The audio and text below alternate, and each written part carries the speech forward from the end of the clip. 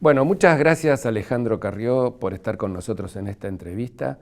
Alejandro Carrió, para los que no lo conocen, es abogado, especialista en Derecho Penal y Constitucional, es autor de muchos libros, pero especialmente queremos hablar de uno de tus últimos libros, que es Alfonsín y los Derechos Humanos, que es un libro sumamente interesante que recoge testimonios de muchos de los principales protagonistas del juicio a las juntas. Alejandro, a casi 40 años de la sentencia del juicio a las juntas, ¿qué mirás cuando te mirás en ese espejo? Miro y recuerdo, y esto va a sonar pesimista, pero es así, una de las pocas veces que en mi vida adulta yo me sentí orgulloso de ser argentino. Porque para mi profesión y mis intereses, que son el derecho, sentí que bajo Alfonsín teníamos lo más importante que era necesario en ese momento, que era la recuperación del Estado de Derecho. Argentina venía de muchos años de gobiernos militares o gobiernos de transición porque eran volteados por otros militares, y lo que había pasado en los años 76 a 83 había sido que el gobierno militar de ese momento había violado derechos humanos de una manera tremenda y se había embarcado genuinamente en un terrorismo de Estado. Terrorismo de Estado que no salió de la nada, porque antes de que los militares tomaran el poder, las organizaciones guerrilleras habían asolado a la Argentina. Hablo de ERP, hablo de montoneros, con lo cual la patente ilegalidad de la Argentina obviamente no arrancó con los militares, sino que venía de bastante antes. Había luchas internas dentro del peronismo, las facciones de derecha y de izquierda se montaban entre sí, la AAA no apareció con los militares y demás. Alfonsín toma el gobierno en diciembre del año 1983, y ahí lo que yo sostengo en el libro es que la fácil para Alfonsín hubiera sido no hacer nada. Aceptar una especie de autoamnistía que se habían dictado los militares y ponerse a gobernar, que bastante problemas tenía. Pero él tuvo la visión, y yo creo que es lo más rescatable de todos esos años, de que Argentina necesitaba una refundación de su Estado de Derecho y que eso no se podía hacer mirando para otro lado como si no hubiera ocurrido nada. Ahí es cuando Alfonsín, apenas toma el gobierno, dicta 3 decretos absolutamente fundamentales, que son los que yo trato de desarrollar en el libro, con la ayuda de todas las personas que realmente tuvieron intervención en el diseño y en la ejecución de la política de derechos humanos de Alfonsín. Y te recuerdo esos 3 decretos porque si bien de 2 de ellos se ha hablado mucho, hay un tercero del que se habló menos. Uno es el de enjuiciamiento a las juntas militares, que fue el decreto 158 del 83, que en realidad Alfonsín tenía en su cabeza no solo enjuiciar a las juntas militares, sino también a todos aquellos generales de división que hubieran tenido mando sobre tropas. Él tenía en la cabeza juzgar unos 100, 150 militares por lo menos. Ese es uno de los decretos. El otro, que está bastante entroncado con ese, es el de la creación de la CONADEP, que se dictó algunos días después, porque Alfonsín también tuvo el genio de estructurar una comisión integrada básicamente no por políticos, sino por gente con formación en temas de derechos humanos, que muchos de ellos venían de la Asamblea Permanente de los Derechos Humanos, y con eso creó una comisión que hizo un trabajo fenomenal y que fue la base del juicio a las juntas, eso admitido por el mismo Estracera. Y el tercer decreto, del que se ha hablado menos, pero que muestra un poco el equilibrio de Alfonsín y cómo él tenía una visión completa de lo que había sucedido, fue el decreto 157 del 83, que ordenaba el enjuiciamiento de los líderes guerrilleros. Firmenich, Valmedina, Vaca Narvaja, Gorriarán Merlo, Obregón Cano, bueno, todos aquellos que habían tenido mucha incidencia en la guerrilla que había sido el antecedente de lo que hicieron los militares. Pero esa visión de Alfonsín, que fue construyendo a lo largo de varios momentos, esa visión fue una visión construida en soledad, en el sentido de no había una demanda social de juzgar a los militares o de que los militares vayan presos. Había una demanda social de que se termine con la dictadura, pero conforme y consecuente con la historia argentina, la gente quería mirar para adelante, no visualizaba con tanta claridad que la piedra fundacional tenía que ser un juicio ejemplificador, ético y humano y de derechos humanos respecto de lo que había pasado recientemente. Sí, absolutamente, y ese es otro mérito incuestionable de Alfonsín, que él llevó a cabo su política de derechos humanos, diría que casi en soledad, ¿eh? Por lo pronto, el Partido Justicialista, que en la elección del 83 había sacado como el 40% de los votos, había dado a entender que el tema de los derechos humanos no iba a ser una prioridad en su gobierno. Es más, Luder, el candidato por el justicialismo, había dicho que la autoamnistía de los militares iba a tener efectos irreversibles, dando a entender que no pensaba revisarlo de alguna manera. El justicialismo tampoco aceptó integrar la CONADEP. Estaba pensado que por lo menos 3 miembros de la Cámara de Diputados por cada partido integraran la CONADEP y el justicialismo no quiso. La gente en general no hablaba de derechos humanos, los diarios no se ocupaban de los derechos humanos. Yo ahí digo en el libro, con la excepción por ahí del Buenos Aires Herald, que era uno de los pocos que se animaba. O sea que coincido con vos absolutamente, no había una demanda de enjuiciamiento a los militares de ninguna manera. Es más, Alfonsín creo que toma esa decisión incluso con algunas objeciones dentro de su propio partido, no porque esas personas pensaran que esa política de derechos humanos era moralmente equivocada, sino porque temían por la gobernabilidad. Alfonsín genuinamente no tenía el poder, y eso él lo dijo incluso en sus memorias políticas, para juzgar a todos los militares que hubieran cometido delitos. Eso era impensable. Este libro, pues lo dijiste al principio, yo lo pude escribir tal como está escrito gracias a la colaboración de personas valiosísimas, que yo miro para atrás y me doy cuenta que son un lujo, la mayoría de ellos viven, que son los asesores que tuvo Alfonsín en su diseño de la política de derechos humanos, que eran básicamente filósofos del derecho, Jaime Malamud, Carlos Nino, Martín Farrell, bueno, inicialmente Genaro Carrió, mi padre. Después, bueno, y ahí están entrevistados personas muy cercanas a él, como José Ignacio López, Horacio Jaunarena. Está entrevistada Graciela Fernández Meijide, que fue una voz importantísima en la CONADEP.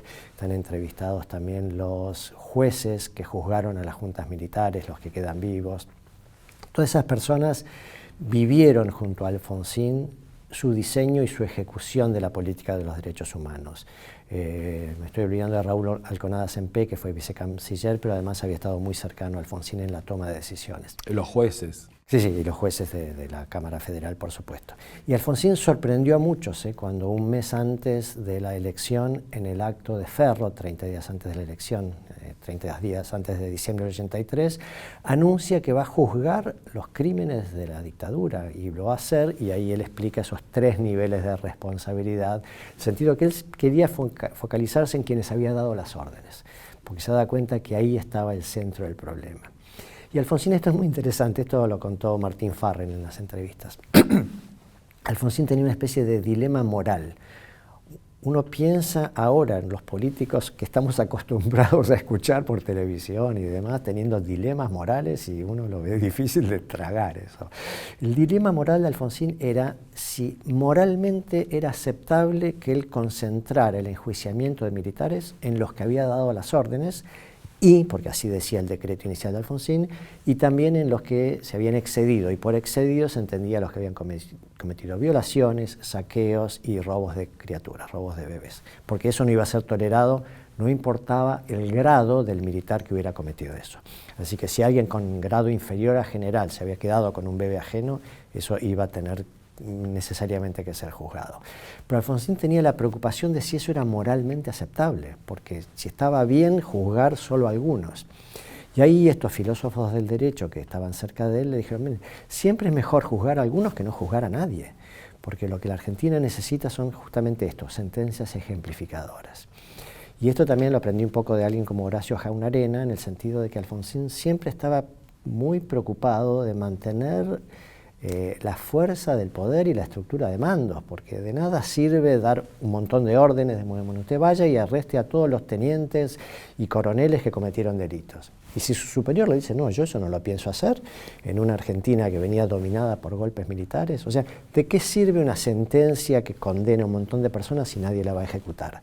¿De qué sirve una orden de arresto si nadie la va a cumplir? Además hay que recordar que todo eso que vos describís tan bien, Alejandro, se dio en el marco de una situación de una crisis económica muy profunda.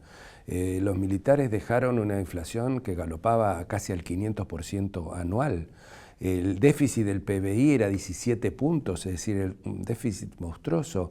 Mientras que todo eso se estaba construyendo, había también que atender otros requisitos de gobierno. Sí, claro. Pero quiero resaltar también algo que vos explicás en tu libro, que es que Alfonsín tenía una fina sensibilidad para cuidar también los detalles de su política, porque él no buscaba venganza, no buscaba desquite, él lo que buscaba era una sanción ejemplificadora para que no se vuelva a repetir más el ciclo de elecciones débiles con gobiernos débiles y dictaduras, etcétera, etcétera. Raúl Galván cuenta en sus memorias que Trócoli le pide, por mandato de Alfonsín, Trócoli, ministro del Interior, Raúl Galván, secretario del Interior, recordemos un gabinete de 8 ministros, no como los gabinetes de ahora, es decir, figuras políticas, esos funcionarios eran de mucho poder político, le pide que vaya él a buscar a Brasil, a Firmenich, para asegurar y garantizar la integridad de Firmenich en un vuelo y en una misión muy reservada, de la cual ni siquiera tenía noción la Cancillería argentina. Es decir, Alfonsín estaba en los detalles también de la ejecución de su política de derechos humanos. Alfonsín tenía una estatura moral fuera de lo común. Eso yo no tengo duda, de investigaciones, lo que me contaron todas estas personas y demás. Y es cierto, para él el Estado de Derecho significaba eso. O sea, Firmenich iba a ser juzgado, debía ser juzgado, fue juzgado y fue condenado. Fue condenado por el secuestro de los Born, fue condenado por el asesinato de Soldati. En el secuestro de los Born murieron 2 personas, en el asesinato de Soldati murió Soldati y otra persona. Al mismo tiempo se lo juzgó por el atentado a Aleman, que había sido un funcionario del área económica del gobierno militar. Y esas condenas se obtuvieron durante el gobierno de Alfonsín. La de Firmenich en 2 instancias, la de Obregón Cano como jefe de una asociación ilícita. Y si más guerrilleros no fueron condenados fue porque estaban prófugos. Y ahí vino para mí el inmenso error de Menem de amnistiar a todo el mundo, con lo cual todo ese esfuerzo que hicieron personas de muy buena fe y muy buena formación para llevar a juicio a personas que eran paradigmáticamente violadoras de derechos humanos se perdió. Cuando Alfonsín deja el poder, habían sido condenados. Del lado de los militares, bueno, varios miembros de la Junta, Macera y Videla, reclusión perpetua, Lambruschini como 17 años de prisión, Viola otro tanto, o sea, penas realmente importantes.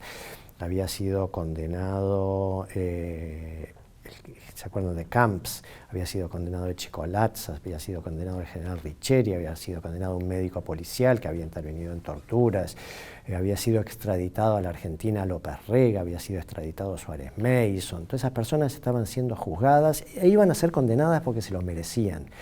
Y esto yo lo hablé mucho con Graciela Fernández Meijide, que es para mí un prócer viviente, y me dijo que ellas, las organizaciones de derechos humanos, con esas condenas estaban satisfechas. O sea, pensaban que se había obtenido lo que se había podido. Y estaban presos por vida, Videla, Macera, y debían haberlo seguido. Y para mí la política de Menem de indultar a todo el mundo fue desgraciada, porque eso fue el germen que después viniera el gobierno de los Kirchner, donde decidiera que bueno, se podían reabrir los juicios, pero solo contra los militares, y ahí hubo una especie de desfasaje que hace que esa herida no se haya cerrado nunca, y hoy existen reclamos, y yo creo que son reclamos legítimos por lo menos en cuanto a lo moral, de bueno, y con los que mataron a mis familiares de las organizaciones guerrilleras, ¿qué pasa? ¿Cómo puede ser que llamarse, no sé, Vaca Narvaja o Firmenich sea una especie de blasón de prócer, cuando eran claramente responsables de tremendas violaciones a los derechos humanos? Te quiero hacer 2 últimas preguntas que tienen que ver con el hoy. ¿Refundó el Estado de Derecho y la democracia argentina Alfonsín con su política de derechos humanos y lo que luego se llamó el consenso del nunca más? ¿Vos creés que eso está roto hoy? Yo creo que la justicia de aquellos años tenía para nosotros los ciudadanos un valor impresionante. Uno de los méritos de Alfonsín fue haber conformado una Cámara Federal excelente, de jueces de una valía incalculable. Y al mismo tiempo el Estado de Derecho significaba lo que veníamos hablando hasta ahora. Yo creo que eso se fue desgastando, yo creo que hoy el nivel de aceptación de la justicia es bajísimo. Creo que la política de seguir juzgando gente después de tantísimos años, sobre todo esto yo lo sé por comentarios de colegas, cuando las pruebas que se van reuniendo, la verdad que son cada vez más flojas, da la sensación de que la sociedad empieza a descreer mucho de la justicia. Por eso yo quería con este libro rendirle un homenaje a Alfonsín y a esa política de derechos humanos que consideré tan valiente y tan equilibrada. Y la última, ¿qué sentís vos cuando hablas de este tema?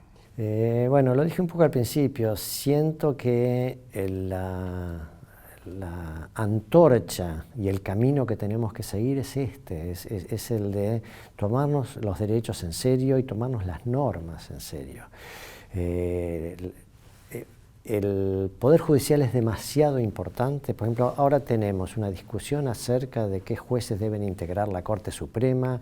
Se está hablando de negociaciones, el kirchnerismo daría su apoyo si se amplía la Corte, otros partidos dicen, bueno, entonces yo para dar mi apoyo a estos jueces quiero, no sé, más partidas para el financiamiento de la educación. Eso es un toma y daca que es absolutamente desgarrador. O sea, los senadores tienen que tener claro que designar un juez de la Corte es importantísimo y tienen que ser designados o no de acuerdo a sus méritos, no lo que puedas obtener en el mercado como si fuera una especie así de toma y daca. Muchas gracias, Alejandro. De nada, buen día.